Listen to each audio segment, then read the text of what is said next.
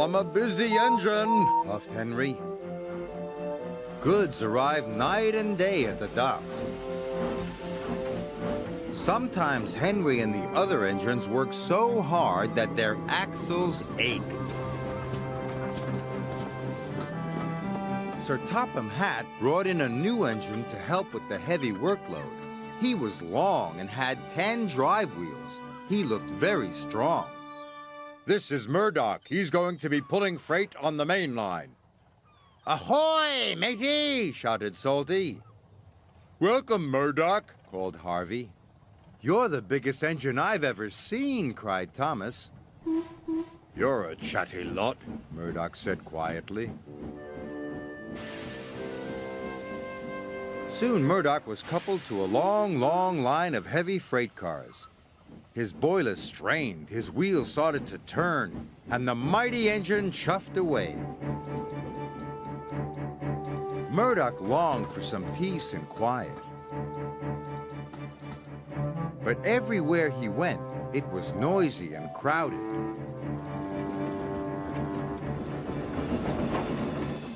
At the end of the day, Murdoch was looking forward to a good night's rest. But Salty and Harvey were full of questions. What's the longest train you've ever pulled? Have you ever worked Marseille? Have you ever crashed? Please, I want some peace and quiet, and I don't want to share a shed with chatterboxes.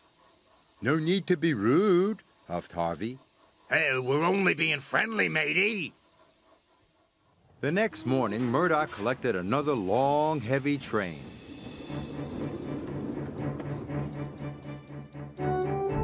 This time, he chuffed into the beautiful countryside.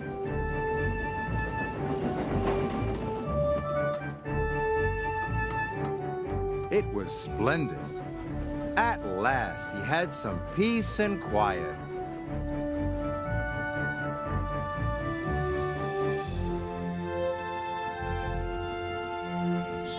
Suddenly, his driver applied the brakes.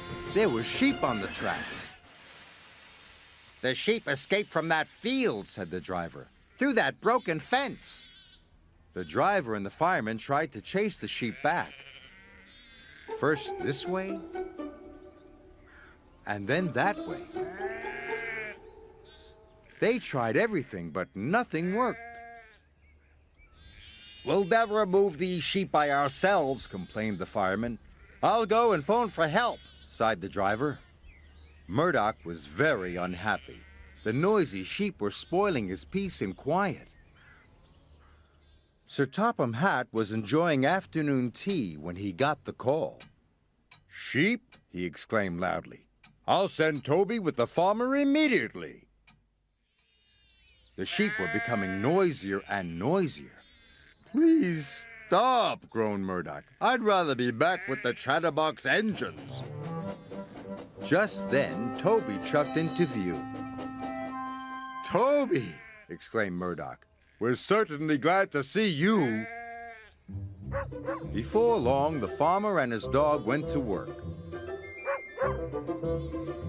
And the sheep were soon safely in their field.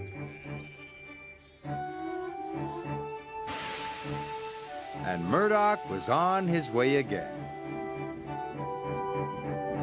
Thanks, Toby.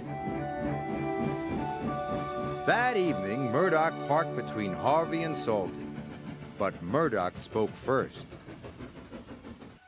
I'm sorry that I was cross, he chuffed. I'm very pleased to share a shed with you. And we're very pleased to have your company, said Harvey. Aye, we are, added Salty. It reminds me of a story. Murdoch smiled. The sound of ba-ba would have kept him awake, but a salty story would send him happily to sleep.